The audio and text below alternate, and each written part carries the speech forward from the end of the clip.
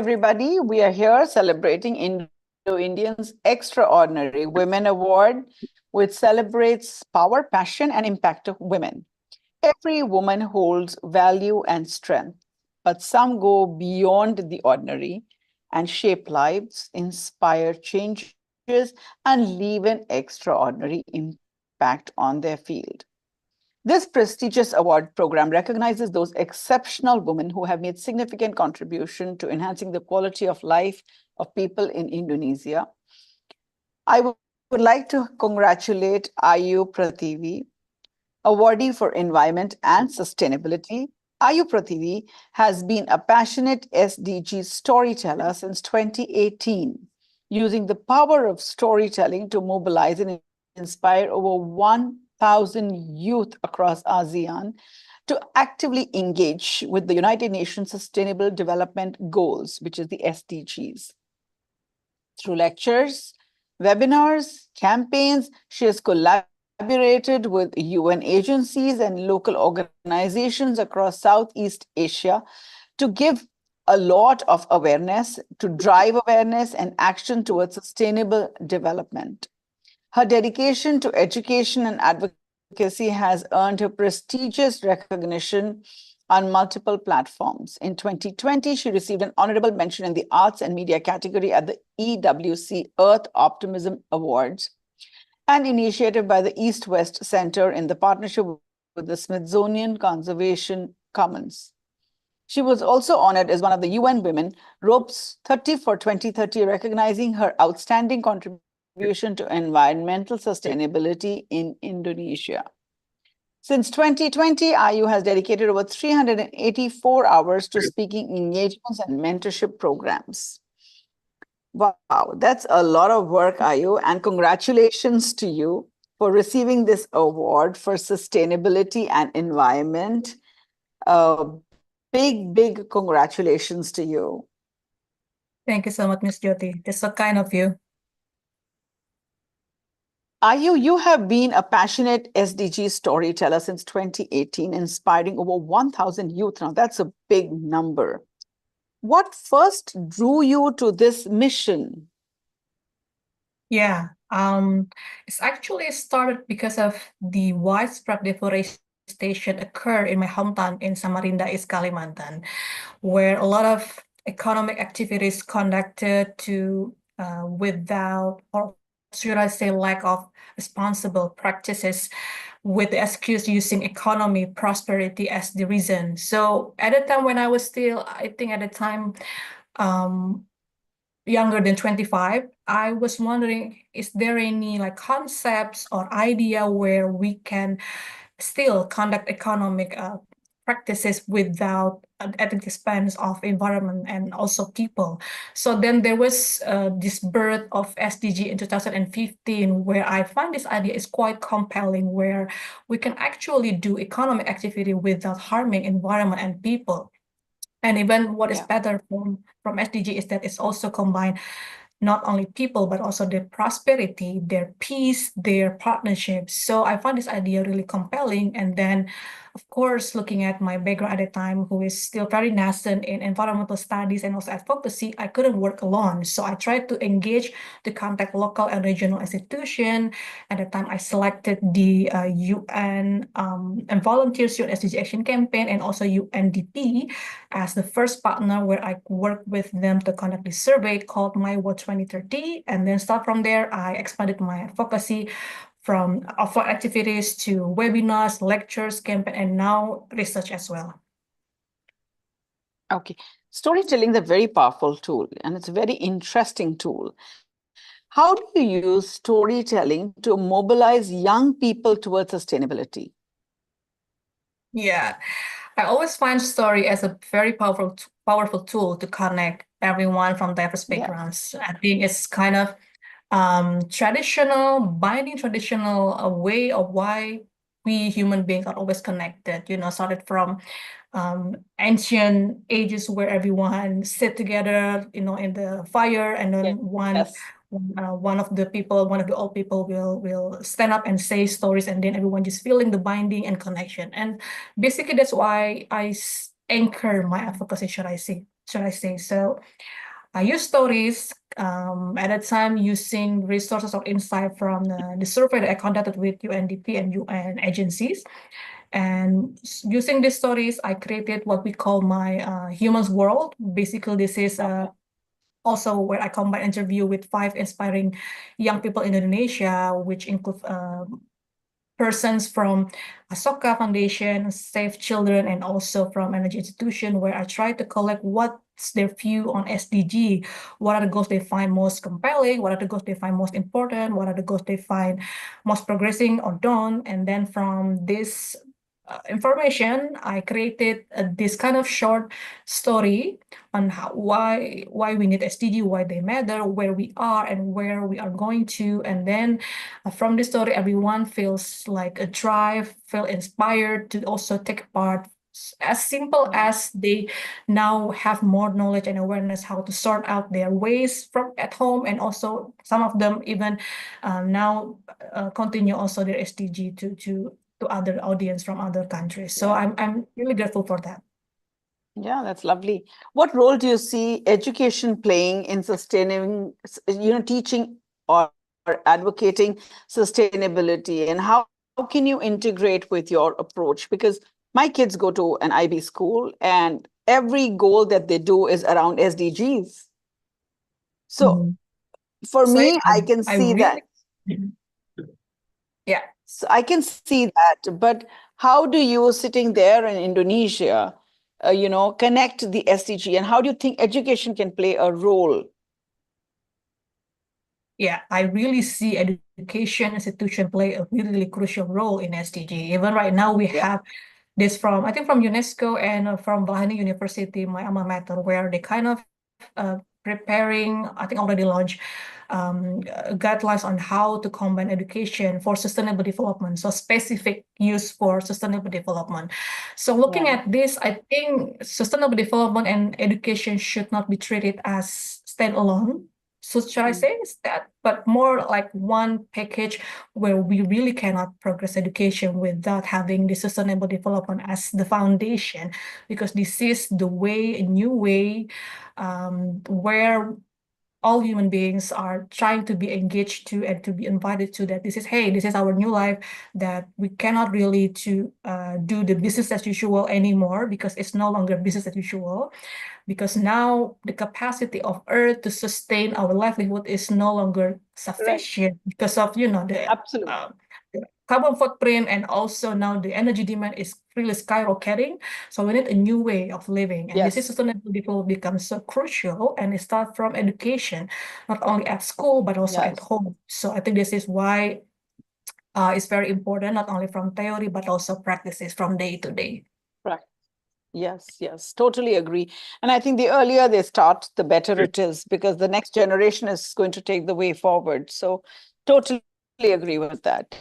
You have worked with a lot of places at different levels.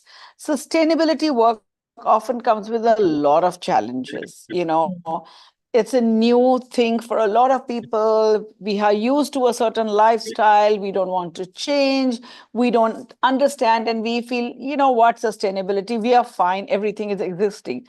Not realizing we are at the end of it, or we are nearing the end of it. So, what are the kind of obstacles or challenges that you have faced in your job?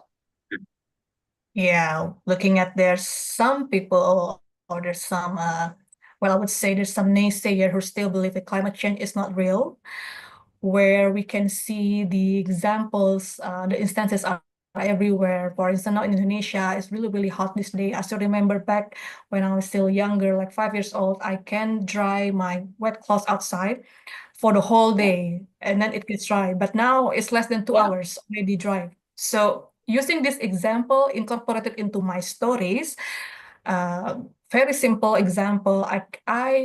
I hope this is quite sufficient to show to the people, to these audiences, that hey, climate change is real, and business as usual is no longer the usual, the normal. So we need to go beyond it. And I think sustainable development offers a lot of promising avenue and solution to tackle this. The world is actually has actually progressing, but again, we need more efforts to complete this global goals, considering it's going, it will be end by 2030, which is like 5 years from now. So we need more speed, more efforts, and that's why I always say in my campaign, we need you all, because SDG is more about leaving no one behind. So everyone is needed, everyone is important. Yes, and I think in Indonesia, it's a living example right now. You know, the land is sinking every year, few inches, right? That's something which everybody's aware. The national capital is getting relocated because it's bursting at its seams. So these are real examples, and this is a great way to educate people, and so that we can make it a better you and better me and a better world. I also Hope want so. to understand, you're leading the way in Southeast Asia, in Indonesia, teaching people about environment and sustainability in the space and world. What do you think is leadership all about? How do you define leadership, as if when you have to explain what is leadership? To me, leadership is leading by example, Yeah. where people shouldn't be so stuck with jargons and with these big words, rhetorics.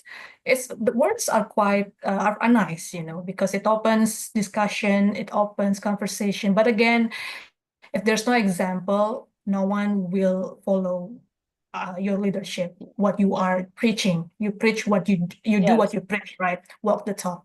So I think that's what I see as a leadership, and I hope everyone can also see that as a new way to not so quickly get into this package of, like golden appearance and or presence because of the good words or good stance or presence that they are portraying, but more like how they walk the talk. So yeah, big question also for me. Yeah. So if I were to ask you that, you have a group of people who's watching you, and loads of people globally will watch and listen to this, three things that we at a very, very basic level can make a change to add value. What are the top three things that we as an individual can do? For SDG? Yes, absolutely. Well, the first one is having knowledge, awareness, what distinguishes sustainable and not sustainable. Because of a lot of now products claim that they are sustainable, but in fact, maybe not so accurate. So I think first step is invest time and resources in books or webinars like this, or podcasts, to listen to them and having concrete understanding what distinguishes between sustainable and unsustainable. Second, of course, walk the talk. After you have a concrete comprehension on sustainable products and services, try to implement them in starting from your home, and then to school, and then where you work. And third is preaching to audience, to bigger audiences. You can start, especially now with the widespread of digital innovation, social media. You can already start your reels, your video, your posts, and then the effects will be multiplied by themselves. Yeah, thank you. That's very nice. At your personal level, do you have any certain habits and any routines that align with your sustainability values? I'm very well known as someone who really loves to eat, to never left food waste. So in every occasion, every event, if there's food left, I always have this initiative to take them home to give to either to my neighbors, to someone in need. So that's one thing that I found really. I just cannot hold myself, if I see there's food waste, because again, it's not good for environment, and also I cannot even, I know there are some people who probably still go to sleep with hungry stomachs, and I ever experienced that in my childhood, so I know how that feels. So that's how I practice my sustainable practices. Second is I try to not buy clothes so often, And even what I'm wearing today is the clothes that I bought, I think 5 or 6 years ago. And where some people, a lot of my friends complain, hey, you change your clothes, it's already, outdated, buy this already torn or anything. But I feel like until it's getting broken or totally torn away, then I will probably buy a new one or, just do thrifting. That's how I practice my sustainability practices. Very, very nice. You're receiving this award from Indo-Indians for, keying and paving this way for sustainability and being an example for a lot of people. How do you feel about it? Does it I mean really feel anything grateful. to you? A lot, Miss Jyoti. Very, very, very much. Thank you so much for such an honor. I feel really grateful and honored to be even, awarded with other awardee who really, really accomplished women themselves, very strong, accomplished, wise, smart. I lost word for praising them. So it's really, really an honor. And I also did say this in my speech that it's such an honor, but also it makes me wonder what have I done, to get such a recognition, because I'm also thinking of other women out there who really way more accomplished, smarter, and wiser than me, but they could not join the award because of poverty, conflicts, and award that they're dealing with. So my prayers go to them. Thank you. Thank you. Ayu, what message would you like to share with the Indo-Indians community which is watching you? And there are a lot of young change makers in the world who want to do something and are interested in sustainability, but sometimes they don't know how to go about it.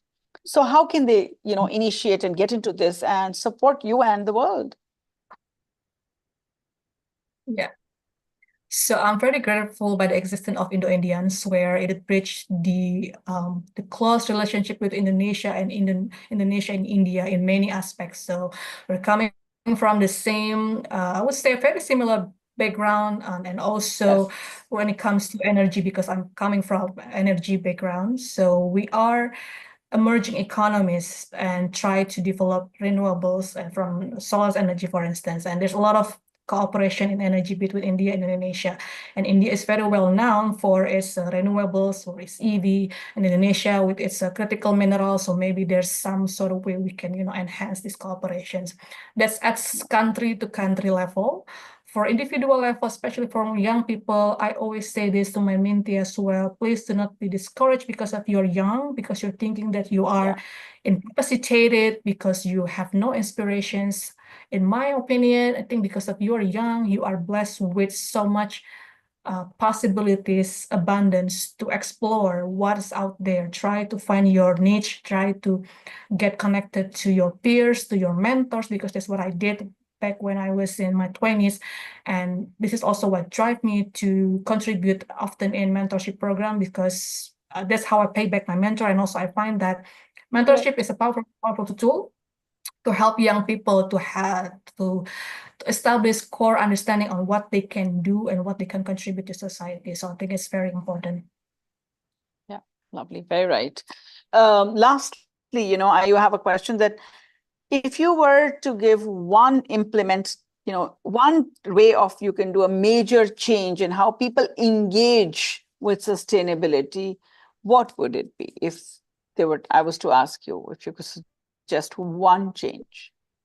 One change, I think, start from home, of course, by having a complete understanding what they need and what they can, that can contribute to society. Start from home. So as simple as having understanding on how to sort their waste, and also how to be more wiser in managing their food waste, and also how to be wiser in selecting their clothes, what they wear, what they purchase for decoration and for furniture. I think, that's one or two simple things that they can do, start from home. Well, lovely. Actually, everything starts from home, whether it's getting the first role models in our lives or learning the right ways of living, it starts from home. So that's so true. And I think COVID was also a very big teacher for all of us, because we all learned to manage in the minimal and we had no complaints. We were just happy to survive. And I think it's good to go back to that ideology that we can live with little and we can learn to be happy with little. Yeah. Well, thank you so much, Ayu, and Nice quote. congratulations once again. You truly and honestly deserve the award. And thank you for sharing your views with all of us. Thank you. Thank you, Miss Jyoti. Thank you, everyone.